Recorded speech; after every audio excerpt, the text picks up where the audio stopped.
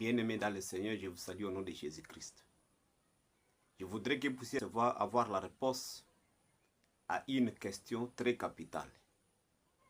Qui aura droit au pardon céleste? En d'autres termes,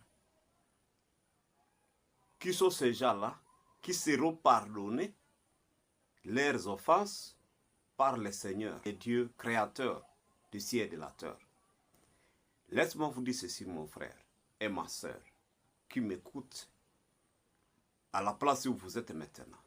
C'est peut-être au lit, c'est peut-être au salon, peut-être à la route, peut-être en voyage. Si quelqu'un n'aura pas la capacité de pardonner ceux qui les ont offensés, si les enfants aussi ne sont pas à mesure de pardonner, les enfants là aussi périront. Vous êtes au travail, les autorités au niveau du travail, ceux qui ont des postes élevés, les postes de contrôle, ne sont pas à mesure de pardonner leurs subalternes, alors ces gens-là, même si le Seigneur les a accordé l'autorité sur les autres et qui ne sont pas à mesure de pardonner leurs semblables, ces gens-là périront. Même s'ils ont reçu cette autorité de Dieu. Mais le fait qu'ils n'ont pas été à mesure de pardonner leurs subalternes, ils ne seront pas pardonnés. Ils périront. Qu'ils soient des agents étatiques, qu'ils soient des agents ecclésiastiques, ils périront. Je vous assure.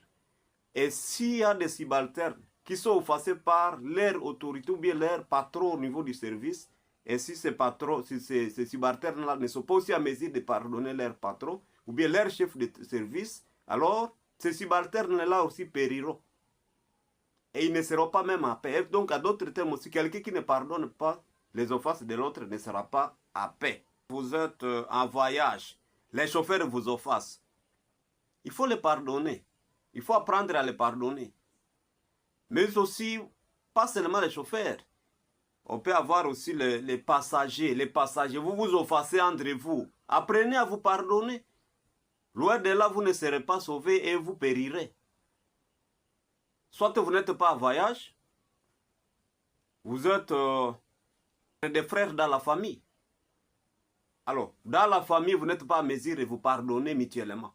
Retenez que cette famille-là périra. Apprenons à nous pardonner mutuellement pour recevoir aussi le pardon céleste. Voulez-vous être pardonné par le Seigneur pour avoir la part à la vie éternelle et à son royaume?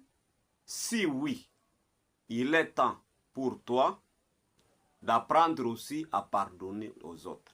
Et cette capacité